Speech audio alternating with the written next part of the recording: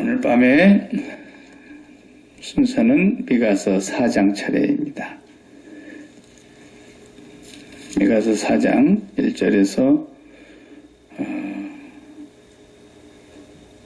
13절 말씀까지.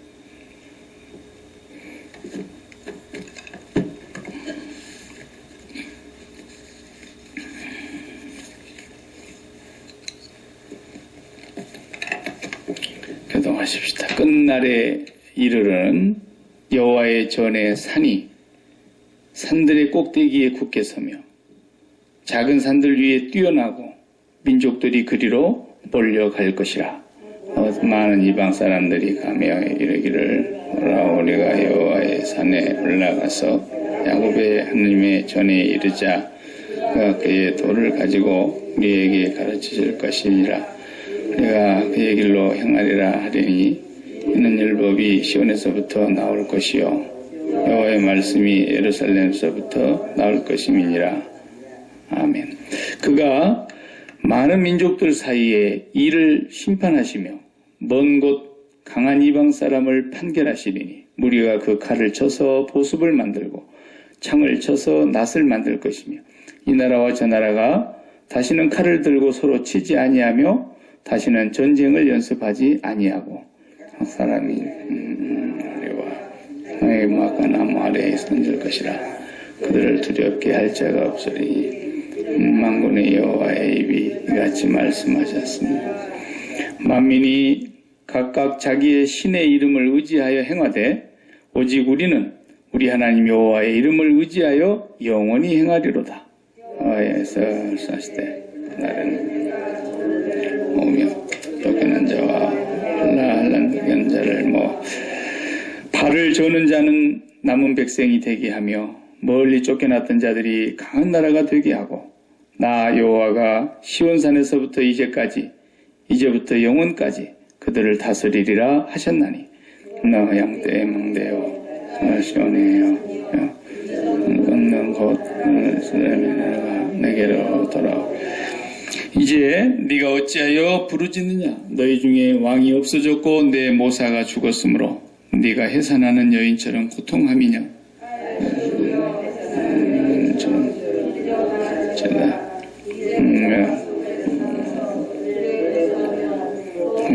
해지로 거기서 구원을 얻으리니 약해서 거기서 내 왼손 되시리라. 이제 많은 이방 사람들이 모여서 너를 치며 이르기를 시온이 더럽게 되며 그것을 우리 눈으로 바라보기를 원하노라 하거니와 근데 여호와의 뜻을 알지 못하여 그의 계획을 깨닫지 못한 것이라. 그래서 곡식단을 타작 마음에 모험같이 그들을 모으신다니 다 같이 딸 시온이여 일어나서 칠지어다. 내가 네 뿔을 무쇠 같게 하며 내 굽을 녹 같게 하리니 네가 여러 백성을 쳐서 깨뜨릴 것이라. 내가 그들의 달치물을 구별하여 여호와께 드리며 그들의 재물을 온 땅에 주께 돌리리라. 아멘. 오늘은 4장을 한 장을 우리가 보았습니다. 이 제목을 신앙인의 블루오션의 삶이다 이렇게 잡았습니다.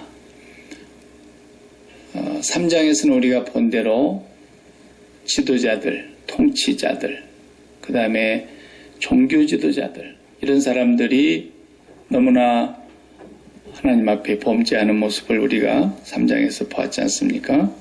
특별히 11절에 보면은 그들의 우두머리들은 뇌물을 위하여 재판하며 또 그들의 제사장들은 싹스를 위하여 교훈하며 그들의 선지자는 돈을 위하여 점을 치면서도 이렇게 살았다는 거예요. 하나님을 섬긴다는 미명하에. 그래서 하나님의 심판을 선포하고 있었습니다. 근데 오늘 4장에서는 이제 그 심판 뒤에 있을 하나님의 치료와 회복, 구원, 평화 이런 약속을 주시는 말씀이 4장 전체의 내용입니다. 하나님은 매만 때리는 분이 아니고 잘못됐을 때는 매를 맞게 하지만 매를 맞아도 하나님 한번 매를 들면은 한 3대 때리고 맞히는 것이 아니고 한 70년씩 때렸어요. 하나님 한번 매를 때리면 조음에서 매를 안 드는 분인데 매를 들면 상당히 오래 때려요.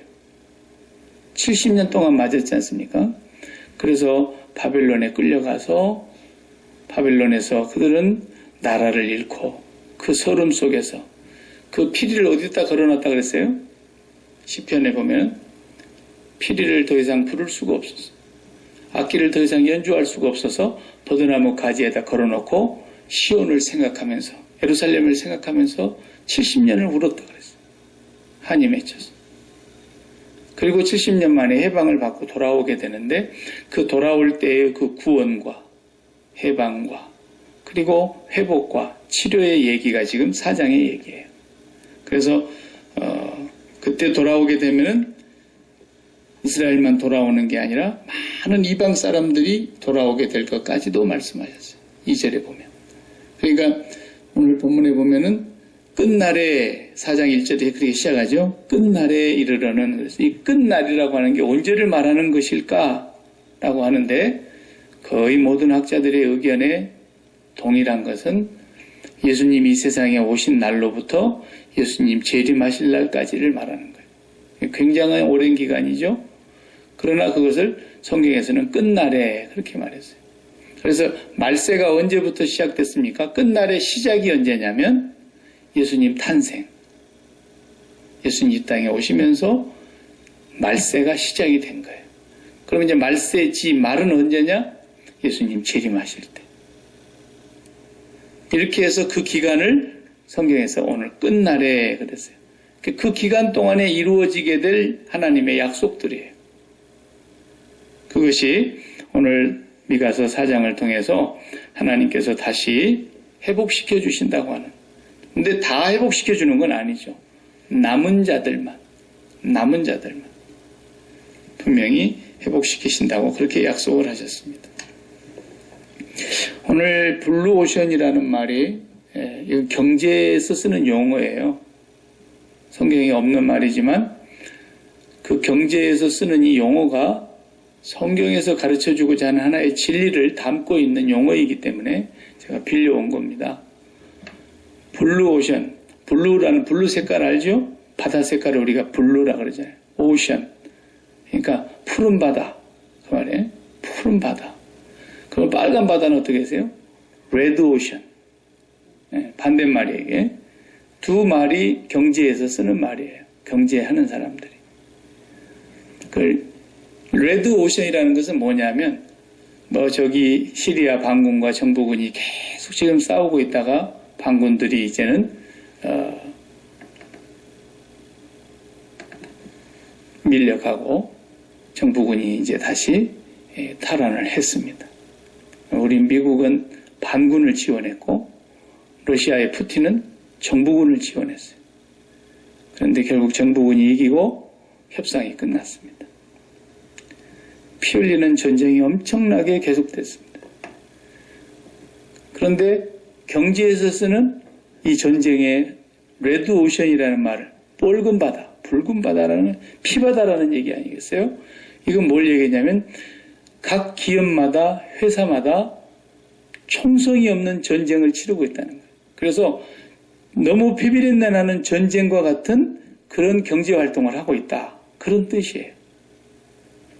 그래서 회사마다 얼마나 같은 업종끼리 경쟁합니까?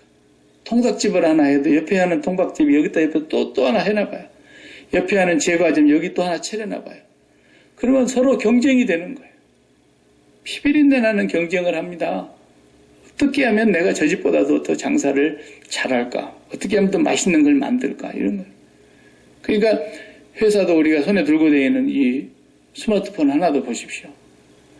애플사가 처음에 만들었어요. 스티브 잡스가 이제 세상을 떠났습니다만 스티브 잡스의 그 머릿속에 이 스마트폰의 세상을 그리고 있었던 거예요. 언젠가는 그냥 딱 전화만 하고 있는 이 전화기 말고 이 스마트폰 요거를 만들어서 이 전화기 하나를 가지고 그냥 하고 싶은 걸 다 할 수 있게 해주자. 무거운 컴퓨터를 들고 다니는 일도 웬만한 일은 없게 하고 아주 특별한 일이 아니면은 이 전화기로 컴퓨터 하는 일을 다 하게 하자. 그냥 집에 가서 뉴스를 들어봐야 되겠는데 그럴 필요 뭐 있냐. 그냥 길 가면서 뉴스 듣고. 집에 가서 전축 틀어야 되는데 뭐 그럴 거 있냐. 그냥 리시버 꽂고 노래 듣고. 집에 가서 드라마 한 편 보고 싶은데 뭐 그럴 거 있냐. 전화기에서 드라마 다 보고. 그냥 이메일 주고받고 메시지 주고받고 다 해버리는 거예요. 은행 일까지.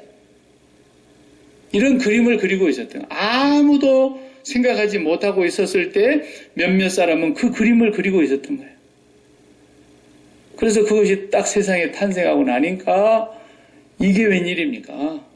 손에 전화기 그냥 이렇게 풀리평으로 생겼고 접었다 폈다 하는 거 이거 다 내다 버렸어요. 저희 집에도 한 5개 굴러다녀요. 네. 그런데 문제는 다른 회사가 가만히 있냐. 그 다음에 삼성이 그걸 그림을 그리고 있다가 뒤쫓아왔는데 먼저 이게 아이폰이 나왔단 말이에요. 그래서 이제 삼성도 전쟁입니다. 그래서 1, 2, 3, 4 시리즈로 계속 올라가는 거예요. 조금씩 발전하면서 근데 이제는 뭐 더 발전할 것이 없다 그래요. 전문가들의 얘기가. 한계 상황에 와서 한계 상황에. 더 좋아져 봐야 디자인 조금 바꾸는 것에다가 뭐 사진 찍으면은 조금 더 뚜렷하게 나온다나 어쩐다 이런 거. 그래서 이제 어느 정도 한계선에 부딪혀 갖고 새로운 개발을 작품이 안 나오는데 그 사이에 막 중국 애들이 그냥 베껴서 올라오고 중국 사람들 얼마나 짝퉁을 잘 만드는지. 저번에 우리 니카라과에서 오신 김은구 선교사님은 중국 폰을 갖고 오셨는데 중국에서 만든 건데 정말 그 값에 비하면 너무너무 좋아요. 참 정말 세상 천지의 모든 회사들이 막 경쟁을 하고 쫓아오니까 여기서 지지 않으려고 이것이 바로 레드 오션 피 흘리는 정말 피바다 같은 전쟁을 치르고 있다는 뜻에서 하는 말이 레드 오션이다. 그런데 이제 이렇게 가다 보면은 서로 죽고 죽이고 물고 물리고 이러니까 이렇게 살아갖고는 안 된다. 그래서 지금으로부터 한 10년 전에 11년 전에 2005년에 레드 오션을 뒤집는 블루 오션이라는 책을 한 분이 쓰셨어요. 우리나라 대한민국 교수님하고 불란서에 계시는 교수님하고 두 분이 공동으로 책을 한 권 쓰셨는데 그 책 제목이 블루 오션이에요. 푸른 바다를 만들자 이 세상을. 그렇게 비비린 나라에게 전쟁할 게 뭐 있냐. 근데 그 레드 오션에서 블루 오션으로 가려면 뭐가 바뀌어야 되느냐. 전쟁이 없어야 한다는 거예요. 저쪽 기업에서 뭘 만들었다더라. 그러면 우리는 그보다도 조금 더 좋은 것을 만들자. 이렇게 막 경쟁을 하는 게 없어져야 된다는 거예요. 그게 가능하겠습니까? 사실 그게 말이 쉽지 그렇게 경쟁 안 하고 살기가 어떻게 여러분 애를 낳아가지고 학교를 보내봐도 경쟁 아닙니까? 이 세상에 경쟁 아닌 데 있어요? 대학을 들어가는 것도 경쟁이고 대학 졸업해서 직장 들어가는 거 경쟁이고 또 그냥 공부하기 싫어서 운동 갔는데 스포츠 선수들은 어떻습니까? 거기 스포츠 선수 중에서 진짜 대표 선수로 발탁되려면은 그 경쟁은 말로 할 수가 없습니다. 그래서 그냥 올림픽이 한번 나가고 월드컵이 한번 나가고 그러는데 주전 선수로도 못 나가고 그냥 맨날 벤치에 앉아가지고 그냥 이러고 있다가 어떤 선수도 부상당하면 한번 잠깐 나갔다 들어오고 그런 정도밖에 안 되는데 그래도 그 자리를 들어가려고 경쟁하는 거 같아요. 저 경쟁 아닌데 그죠? 진급하는데 경쟁입니다. 진급하는 데는 뭐 친구 동료 소용없죠. 내가 올라가야 되니까. 교회도 경쟁이, 교회도 막 투표해보면요. 서로 밥 사겠다 그러고 난리가 아니에요. 경쟁 아닌 데가 없어요. 그 목사들은 경쟁 안 하고 있냐? 목사들도 경쟁해요. 70년대, 80년대는 그냥 성장지향적인 우리나라의 슬로건이 있었기 때문에 어떻게 잘 살아보자, 크고, 많고 그런 걸 좋아하다 보니까. 그러니까 교회를 아무개 목사가 이번에 예배당 하나 새로 지었는데 3,000석 좌석을 지었대. 그러면은 그 다음 옆에 짓는 다음 목사님은 3,000석으로는 배가 안 차요. 왜냐하면 한국에서 제일 큰 교회라는 말을 들어야 되니까 3,100석을 짓더라도 100석을 더 얹히는 거예요. 네.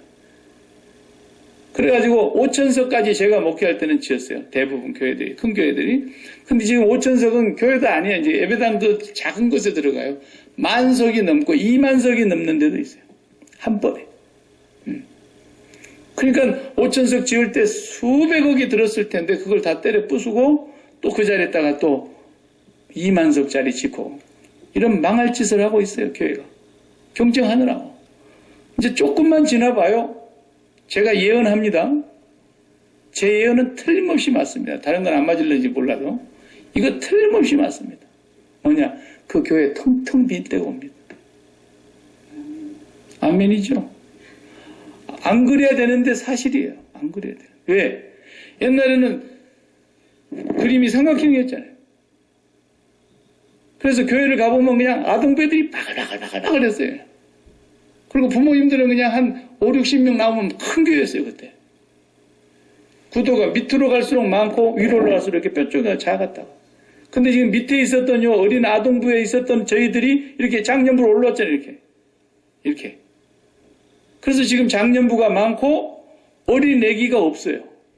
작게 나서도 그렇지만 어린 애들이 교회를 안 와요. 우리 때는 그래도 사탕이라도 하나 먹으려고 눈가 사탕 막 그거 검은 갭이라도 더 먹으려고 오고 그랬지만 지금은 별스러운 걸 준다고 해서 교회 옵니까? 안 와요. 그러니까 이제는 이렇게 역삼각이 돼가지고 장년부가 교회마다 가면 많은데 우리 교회도 아동부 없어요. 우리 교회는. 학생부 3명. 네. 이렇게 되는 거예요. 우리 세대에 하나님 앞에 가면 다음 세대는 쪼그라들어가고 그 다음에 꼬리만 있는 게 꼬리만. 그러니까 저렇게 2만석 교회 예배당 지어놓으면 어떻게 하겠습니까? 반드시 다음 세대는 팔아먹게 되어 있습니다. 불행한 일이지만 사실인 거예요. 그것을 우리가 그렇게 안 하려고 몸부림을 쳐도 그렇게 되고 말았던 것이 유럽 교회였어요. 우리보다도 벌써 오랜 역사를 갖고 있는 유럽 교회가 술집으로 팔려가고 카바레로 팔려가고 다 공장으로 팔려가고 그래도 이제 급기야는 미국 교회도 지금 1년이면 수백 개의 예배당이 문을 닫아요. 미국 교회 아동부 없잖아요. 거의. 그러니까 끝나가는 거예요. 점점.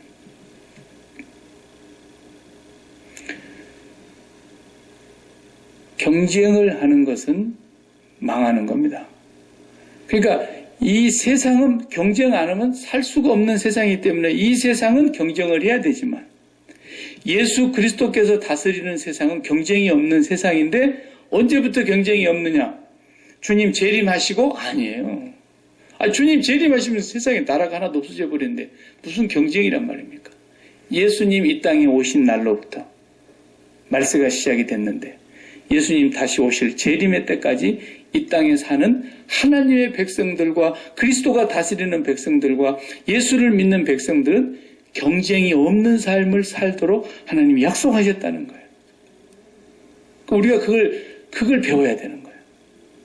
아무리 이 세상이 레드오션으로 피비린내나는 전쟁 속에서 우리가 경쟁사회 속에서 무한 경쟁 속에서 살아가서 경쟁에서 살아남는 사람만 사는 세상이고 성공한 사람이라고 하는 이 세상이지만 하나님의 백성들은 그렇지 않다는 거예요.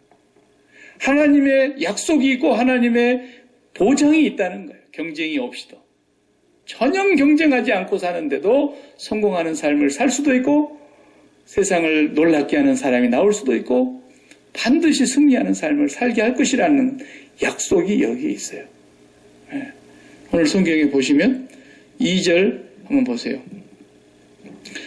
2절 곧 많은 이방 사람들이 가며 이르기를 오라 우리가 여호와의 산에 올라가서 야곱의 하나님의 전에 이르자 그가 그의 도를 가지고 우리에게 가르칠 것이니라 우리가 그의 길로 행하리라 하리니 이는 율법이 시온에서부터 나올 것이요 여호와의 말씀이 예루살렘에서부터 나올 것이라 3절 다 같이 그가 많은 민족들 사이에 이를 심판하시며 먼 곳 강한 이방 사람을 판결하시리니 무리가 그 칼을 쳐서 보습을 만들고 창을 쳐서 낫을 만들 것이며 이 나라와 저 나라가 다시는 칼을 들고 서로 치지 아니하며 다시는 전쟁을 연습하지 아니하고 각 사람이 자기 포도나무 아래와 자기 무화과 나무 아래에 앉을 것이라. 그들을 두렵게 할 자가 없으리니 이는 만군의 여호와의 입이 이같이 말씀하셨음이니라. 아멘. 약속입니다. 만군의 여호와께서 약속하셨는데 뭐래? 칼을 쳐서 보습을 만들고. 그러니까 농기구를 만든다는 거예요. 쟁기 땅 가는 보습 말이죠. 그러니까 칼은 전쟁하는 거지만 칼을 전부 다 녹여가지고 밭 가는 쟁기를 만들 거라는 거예요. 쟁기에 거는 보습을 만들 거라는 거예요. 그 다음에 또 뭐래? 낫을 만들 것이다. 창을 쳐서. 낫은 농기구죠. 곡식배는 낫을 만들 것이다. 이제 전쟁할 일이 없으니까. 예. 그런데도 예수님 오셨고 다시 오실 때까지 이 역사 속에서 지금도 전쟁 계속하는 거 보세요. 왜 그렇습니까? 지금도 피비린내난 전쟁을 무기를 들고 사람을 죽이는 전쟁도 하지만 회사들마다 전쟁하고 경쟁해서 어떤 회사는 망하고 어떤 회사는 승승장구하고. 한때 소니는 세상에서 소니를 누가 이길 자가 있을 거라고 상상이나 했겠습니까? 저희들이 청소년 시절에는 워커맨 하나 들고 귀에 꽂고 다니면 그건 완전히 우리의 드림이에요. 정말 우리의 꿈이었어요. 부잣집의 사람들 다 애들 워커맨 하나씩 끼고 다녔잖아요. 그 워커맨이 상당히 크지만은 그거 꺼내갖고 막 이렇게 테이프 돌리면서 그 리시버로 듣고 있는 그 모습을 보면은 나는 저거 언제 한번 끼워볼까. 요즘이 있더라고요, 요즘. 요즘 쓰지도 않지만. 지금도 제가 그걸 못 버리고 그대로 갖고 있어요. 옛날 그 수십 년 전 걸. 고장 하나도 안 났어요. 재료가 없어서 더 이상 못 돌아가는 거예요, 이제.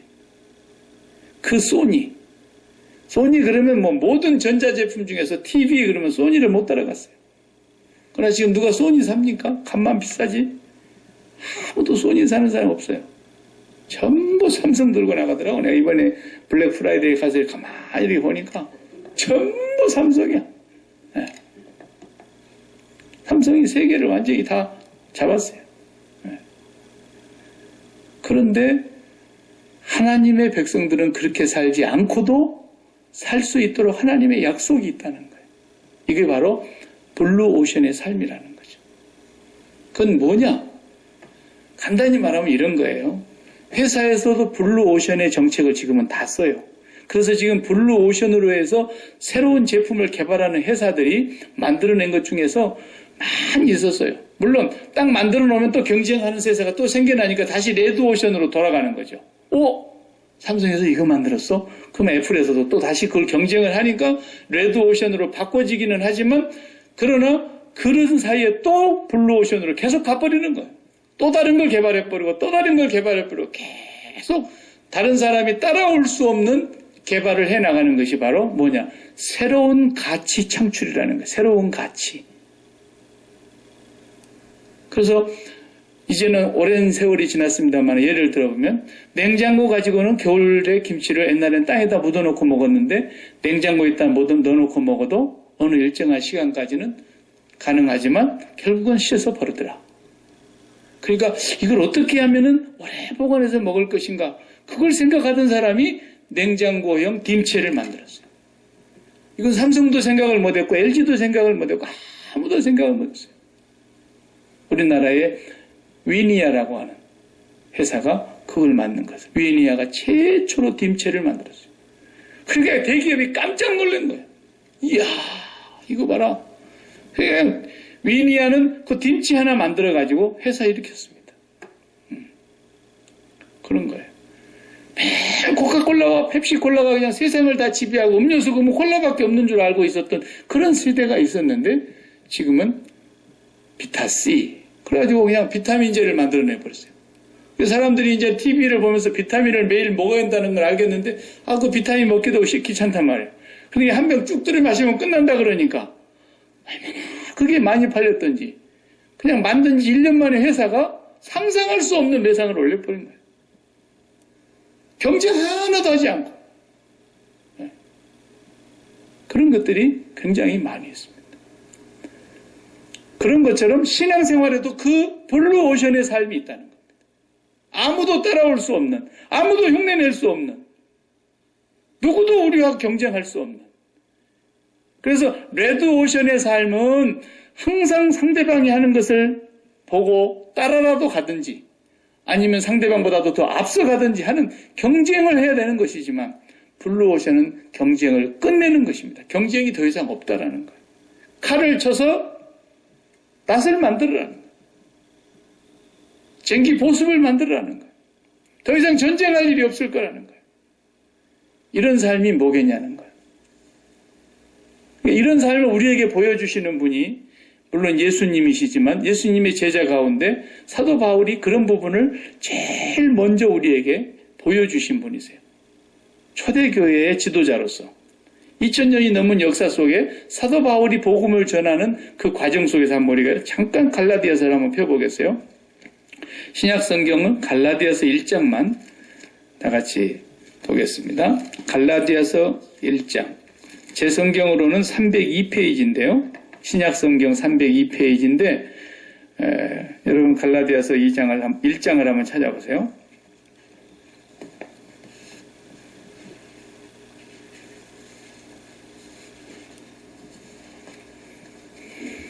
자, 1장 1절부터서 블루오션의 얘기가 나오는 거예요. 제가 볼 때는 그렇게 보여요. 이 본문이. 1장에 보세요. 사람에게서 난 것도 아니요 사람으로 말미암은 것도 아니요. 그 말은 뭔 말이에요? 내가 지금 누구한테 배운 것이 아니라는 거예요. 내가 이 사도 일을 하는 것은. 누구한테 내가 사람한테서 내가 나온 걸 갖고 배운 것도 아니고 사람의 어떤 그 전수를 받은 것이 아니라 뭐라고 했어요? 오직 예수 그리스도와 그를 죽은 자 가운데서 살리신 하나님의 아버지로 말미암아 사도된 바울은 내가 사도된 것이 무슨 신학교 가가지고 공부해가지고 그렇게 된 사람이 아니다 이거 자기. 이 사람은 직접 예수 그리스도를 만나서 죽은 자 가운데서 살리신 하나님 아버지로 말미암아 사도가 된 사람이다. 이렇게 말씀을 하고 있습니다. 그러면서 또 다른 곳에서 보면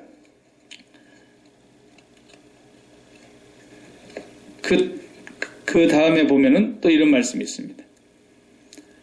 자,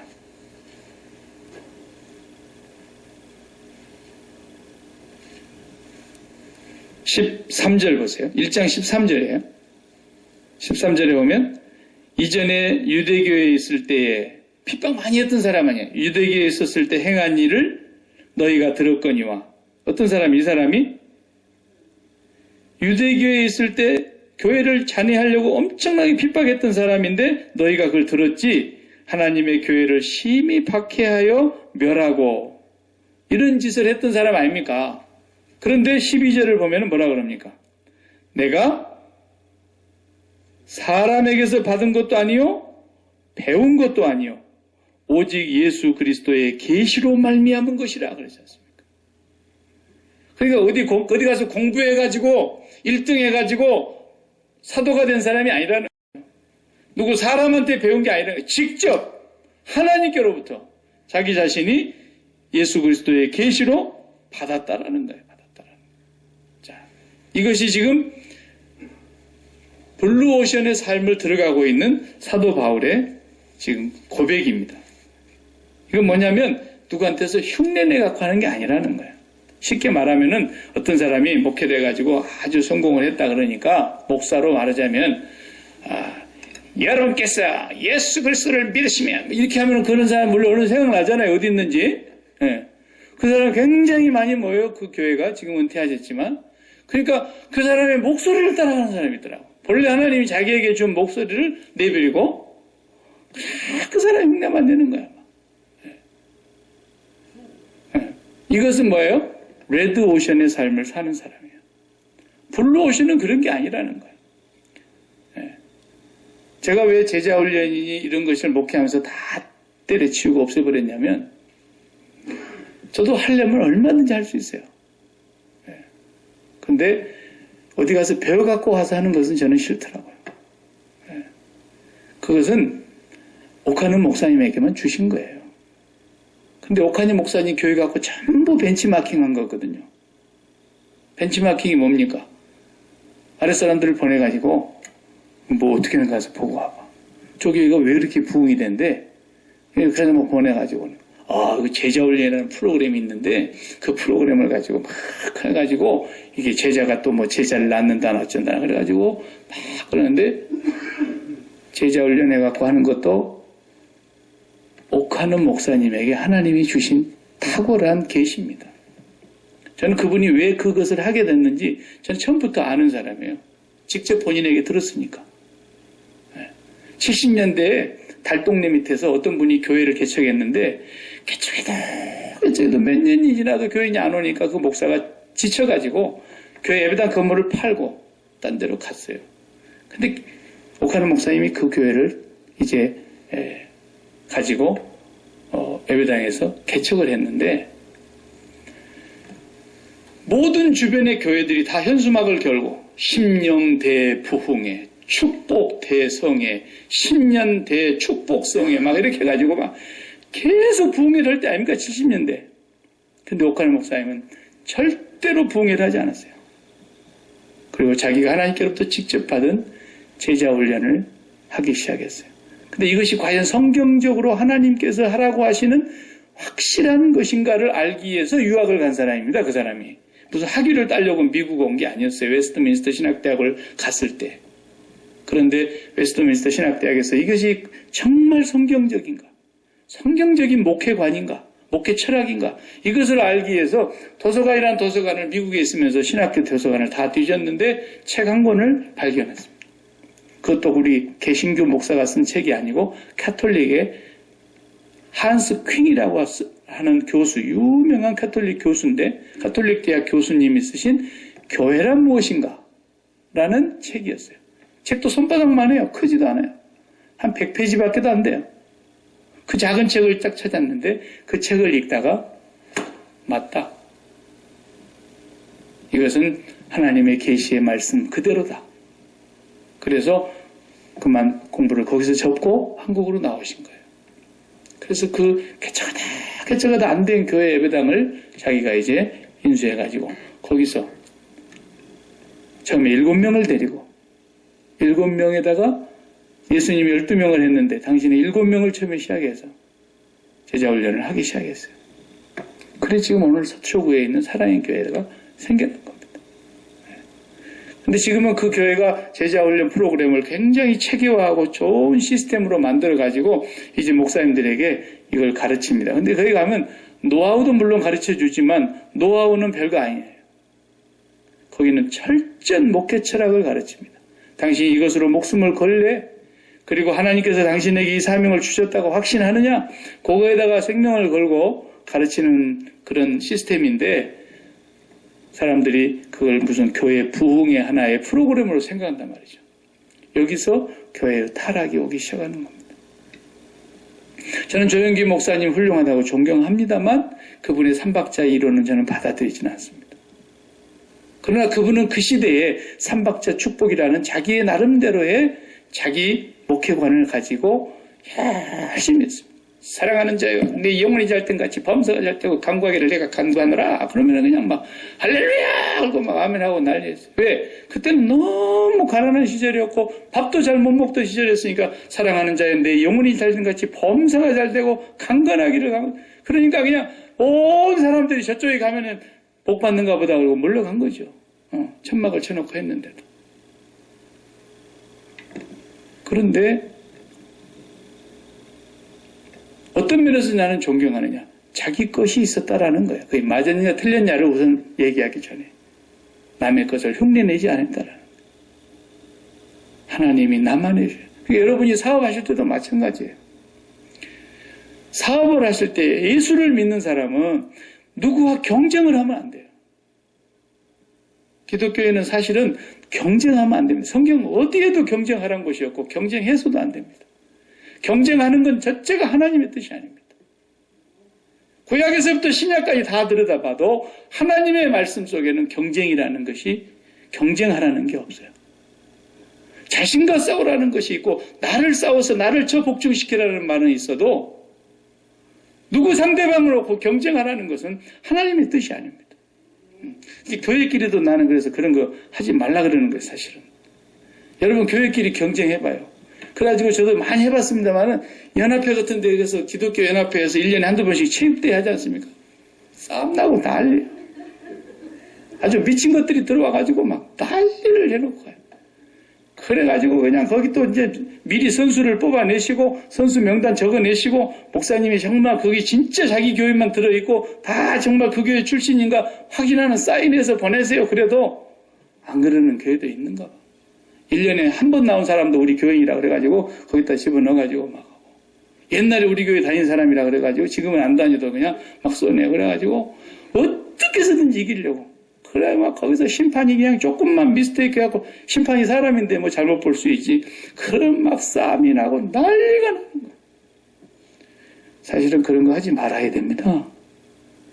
그걸 하려면은 제가 그래서 제안을 했어요. 어떻게 해야 되느냐. 전부 다 참여가 날 사람들 명단을 내놔라.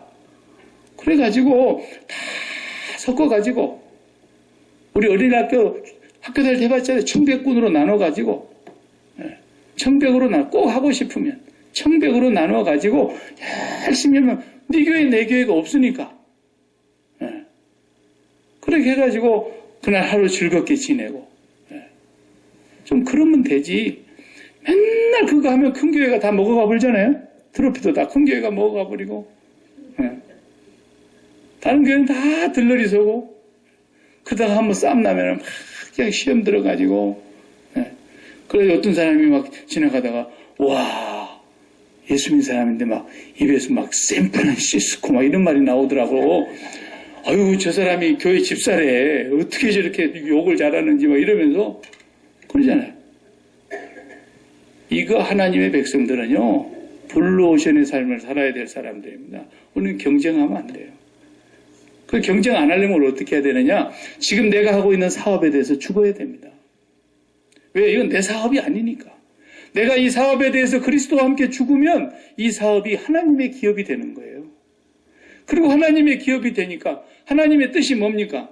성경에서 아주 그냥 딱 눈에 손에 잡히게 입에 딱 넣어준 하나님의 뜻이 뭡니까?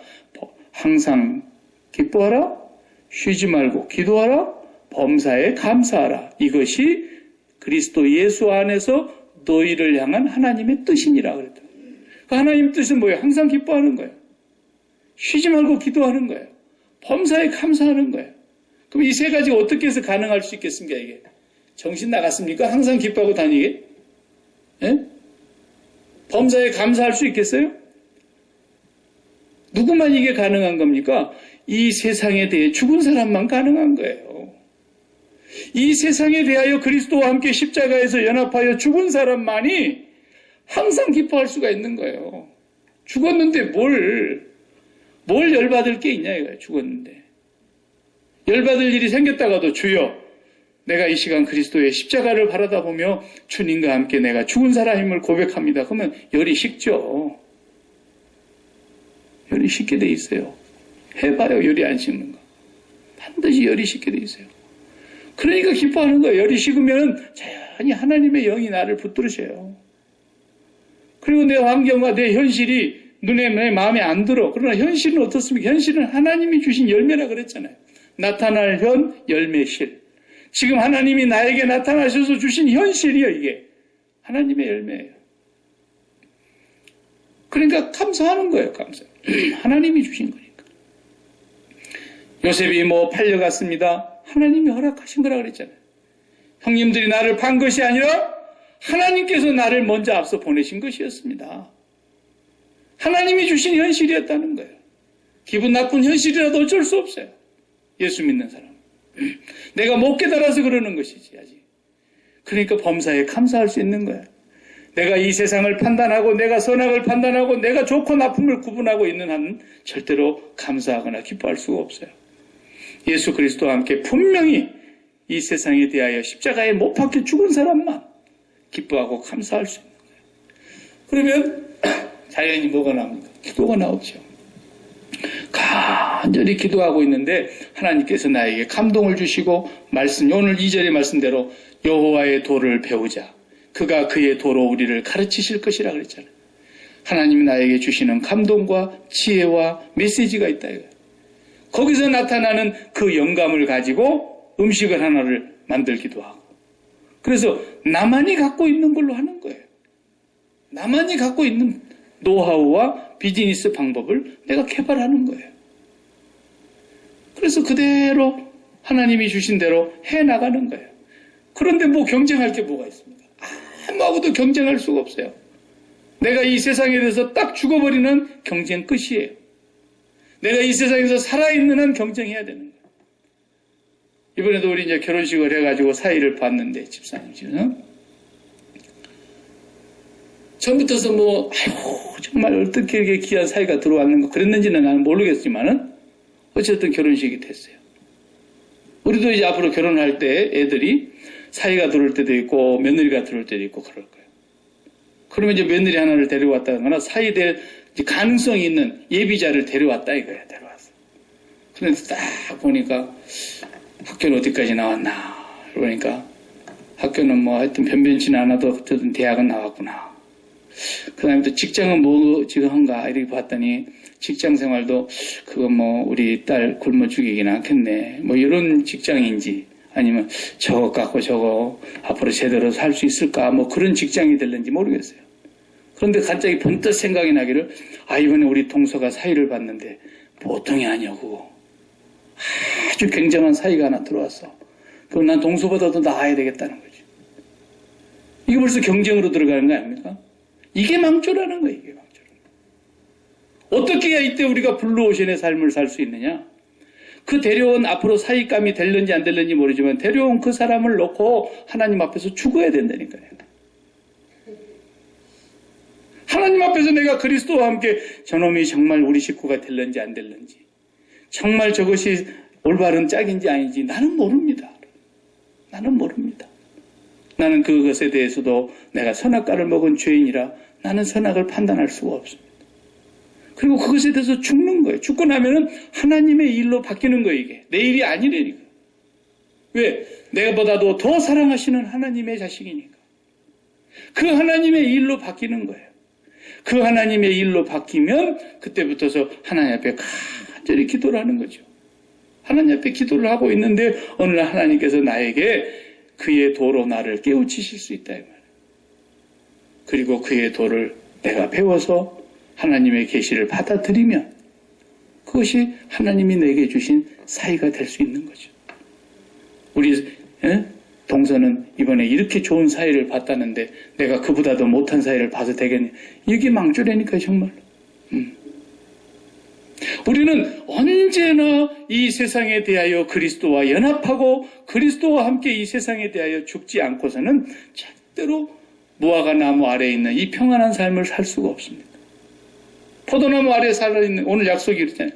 포도나무 아래에 있는 삶, 무화과 나무 아래에 있는 삶을 살게 될 거라는 거예요. 우리는 이걸 명심해야 돼. 그러니까 예수님이 딱 잡혀가가지고 빌라도 앞에 가서 재판을 받는데 빌라도는 지금 현재 총독이요. 굉장한 권세가 있는 사람이요. 로마의 황제에서 임명을 받은 사람이요. 그러면 이 총독이 재판을 하는 자리에서 내가 너를 살려줄 수도 있고 죽일 수도 있는데 내가 묻는 말에 왜 대답을 안 하느냐? 그랬을 때 예수님께서 내 나라는 이 세상에 속한 게 아니걸랑. 만약에 내 나라가 이 세상에 속했다면 내 종들이 유대인들한테 넘겨주도록 허락했겠냐? 아니 내가 지금 하늘에 있는 하나님께 요구해서 12영이 더 낸 천사를 불러다가 이것들 다 목을 뚫어버리고 턱을 돌려버리지 내가. 베드로야 내가 그걸 몰라서 지금 여기 잡혀가는 줄 아느냐? 칼을 도로 집에 꽂으라 그랬죠. 왜? 내가 이 세상에 속한 왕이 아니야. 이 세상에 대해서는 죽으러 온 사람이야. 십자가를 지러 온 사람이야. 그러니까 아무도 경쟁이 안 되는 거예요.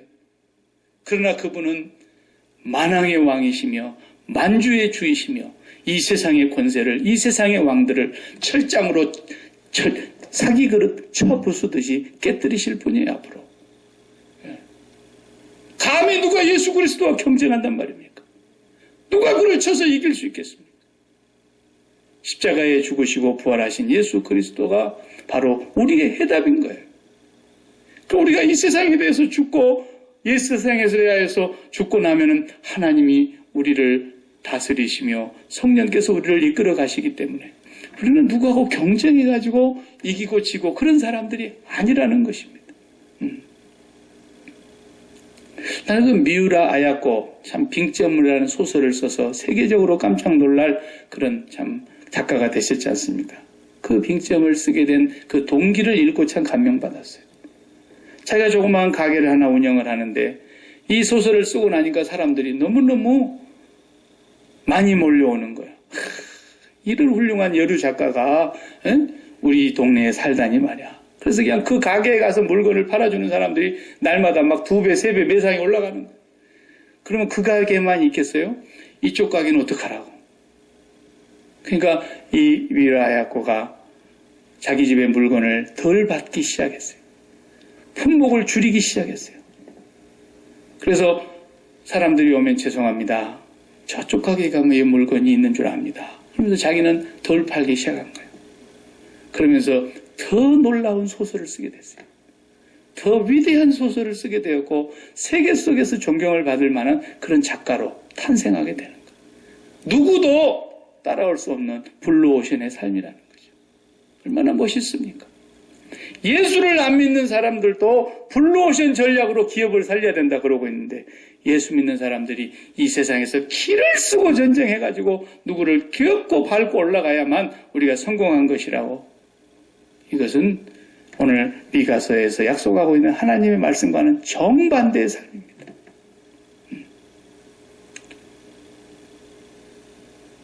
목사도 설교를 하고 있는 저도 마찬가지입니다. 30명이 모이든 300명이 모이든 1000명이 모이든 10,000명이 모이든 5,000명이 모이든 그게 무슨 상관입니까? 하나님이 지금 내게 주신 것을 가장 중요하게 여기셔야 하나님이 내게 주신 것으로 하는 것이지. 어떤 교회를 우리가 의식할 필요가 뭐가 있냐 말이죠. 그래서 블루오션의 삶에서 항상 질문해야 될 첫 번째 질문을 그 학자들이 뭐라 그런지 아세요? 블루오션의 삶을 살려면 이 질문을 놓치지 말라는 거예요. 첫 번째, 네가 지금 존재하는 이유가 뭐냐라는 거예요. 네가 존재하는 이유. 자, 그러면 그걸 잠깐 바꿔서 우리 야키마 소망교회가 야키마에 존재하는 이유가 뭔가 물어봐야 돼요. 박 목사와 그 가족 한 사람을 먹여 살리기 위해서 이 교회에 있는 거라면 이게 빨리 없애야 되는 거죠. 맞죠? 이 교회 여기 400여 명 사는 한국 사람들 얼마 되지도 않은 이곳에 교회가 4개나 있단 말이죠. 안타깝게도. 그러면 그곳에 우리가 그 중에 하나인 교회인 야키마 소망교회가 여기에 있어야 될 이유. 박 목사 가정을 먹여 살리기 위해서 있어야 된다. 이럴 수는 없는 거 아닙니까? 그럼 뭡니까? 하나님이 이 교회가 이곳에 있지 않으면 하나님이 꼭 손해보는 일이 있어야 되는 것이 있어야 되는 거 아닙니까? 이거 뭐 있으나마나 하나님이 하나도 손해보는 일이 없고 하나님의 나라와 그 영광과 그의 의를 구하는 일에 있어서 아무런 가치가 없는 교회라면 있어야 될 이유가 없는 거예요. 맨 이런 교회만 생겨가지고 경쟁하고 누구는 어느 뭐 한다더라, 저 교회는 이렇다더라, 이 교회는 이렇다더라, 맨 그런 소리 막 난무하지 않습니까? So what? 어쩌자는 얘기예요. 우리는 우리만의 하나님이 맡겨주신 사명이 있는가를 우리가 구해하고 그 사명을 바르게 감당하고 있는가를 우리가 찾아야지. 옆에 교회가 1000명이 모인다 하더라도 그게 우리가 무슨 상관이 있냐. 하나님이 정말 오늘 우리가 새해에 또 물어야 될 질문이에요.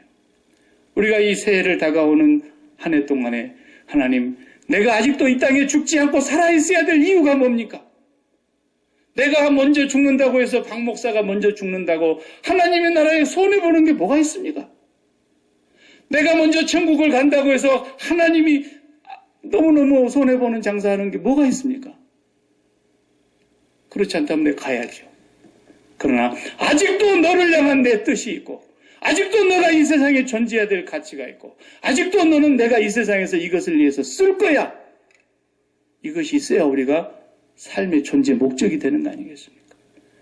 그러면 이것이 누구하고 경쟁이 되겠냐 말이에요. 나만의 삶이고 나를 한 사람을 지목하고 하나님이 쓰신다는데 아무하고도 경쟁이 필요 없는 거예요. 우리 교회도 마찬가지입니다. 이런 약속을 분명히 하나님이 하고 계세요. 미가서에서. 절대로 전쟁하지 마라. 절대로 경쟁하지 마라. 이제부터서는 하나님의 도를 가르치시고 그 도를 배워서 우리가 하나님의 뜻이 이 땅에 이루어지도록 하기 위해서 우리는 블루오션의 삶을 살아가는 사람들이기 때문에 공부하는 학생들도 마찬가지입니다. 지금 공부한다고 해서 장래가 보장된다는 뭐가 그런 확실한 개런티가 돼 있습니까? 없어요. 그러나 오늘 또 나를 사랑하신 하나님이 나를 통해서 반드시 이루시려 하시는 이 땅에 뜻이 계신다면 그게 요셉이고 그게 모세였습니다. 그래서 모세는 강물에 던져져야 했고 어머니 품에서 따뜻한 그런 보호를 받으면서 살 수 없는 환경에 있었지만 하나님은 그를 애굽의 바로의 공주의 아들로 만드신 후에 이스라엘의 민족을 이끌어내는 하나님의 종으로 쓰셨고 요셉처럼 부모에게 사랑받지 못하고 형님들에게 미움받아서 결국은 멀리 팔려가서 노예 생활을 하고 하나님을 잘 섬겼는데도 억울하게 감옥 생활을 하고 그랬음에도 불구하고 그를 통해서 애국과 온 민족을 살리는 하나님의 종의 역할을 했다. 이와 같이 우리 한 사람 한 사람에게 하나님의 뜻이 있습니다. 그 블루오션의 삶을 찾아내기 위해서 우리가 이 세상에 대해서 죽고 기도하면 하나님이 그걸 가르쳐 주실 것입니다. 그럼 반드시 경쟁하지 않고 포도나무 아래 무화과나무 아래에서 태평성대를 즐기는 삶을 하나님이 약속하고 계시는 것입니다. 기도하십시오.